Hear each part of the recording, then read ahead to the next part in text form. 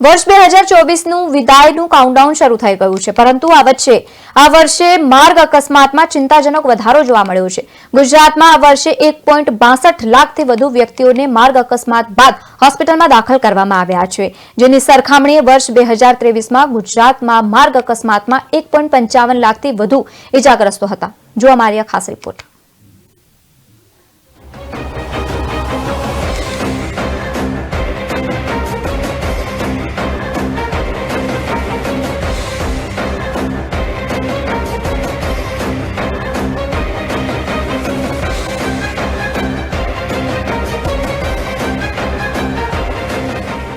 વર્ષ 2024ની વિદાયનું કાઉન્ટડાઉન શરૂ થઈ ગયું છે. આ વર્ષે માર્ગ અકસ્માતમાં ચિંતાજનક વધારો જોવા મળ્યો છે. ગુજરાતમાં આ વર્ષે 1.62 લાખથી વધુ વ્યક્તિને માર્ગ અકસ્માત બાદ હોસ્પિટલમાં દાખલ કરવામાં આવી છે, જેની સરખામણીએ વર્ષ 2023માં ગુજરાતમાં માર્ગ અકસ્માતમાં 1.55 લાખથી વધુ લોકો ઇજાગ્રસ્ત થયા હતા. વર્ષ 2023ની સરખામણીએ માર્ગ અકસ્માતમાં થતી ઇજાના પ્રમાણમાં પણ 5.10%નો વધારો થયો છે.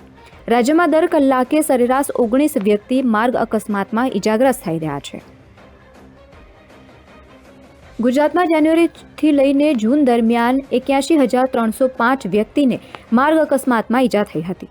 જુલાઈથી ડિસેમ્બરમાં 81,649 વ્યક્તિ ઇજાગ્રસ્ત થયા હતા.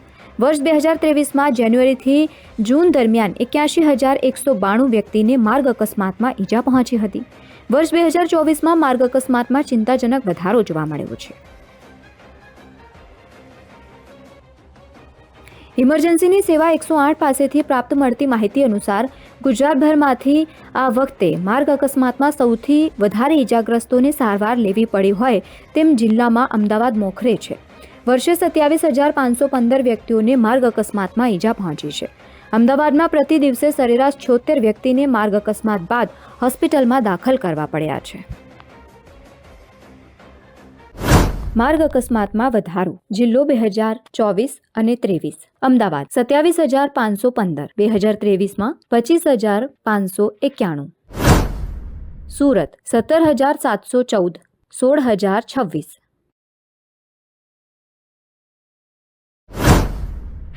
વડોદરા 11,220, 10,512.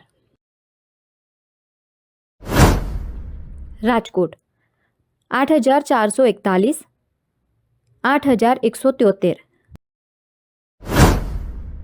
ગાંધીનગર 5,766, 5,471.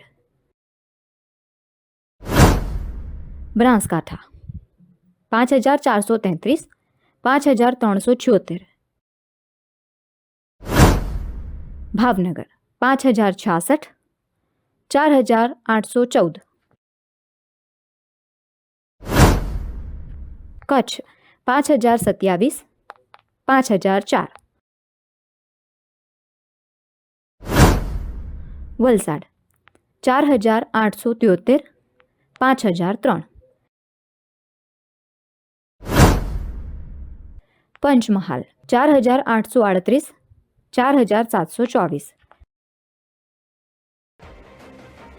ગુજરાતમાં આ વર્ષે માર્ગ અકસ્માતમાં થયેલા કુલ અકસ્માતોમાં 15%થી વધુ માત્ર અમદાવાદ જિલ્લામાં છે.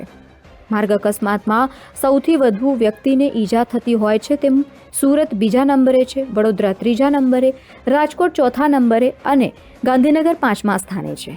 જેમાં જિલ્લામાં ગત વર્ષ કરતાં માર્ગ અકસ્માતમાં ઈજાનું પ્રમાણ વધ્યું હોય તેમ ગીર સોમનાથમાં 14.93% સાથે મોખરે છે.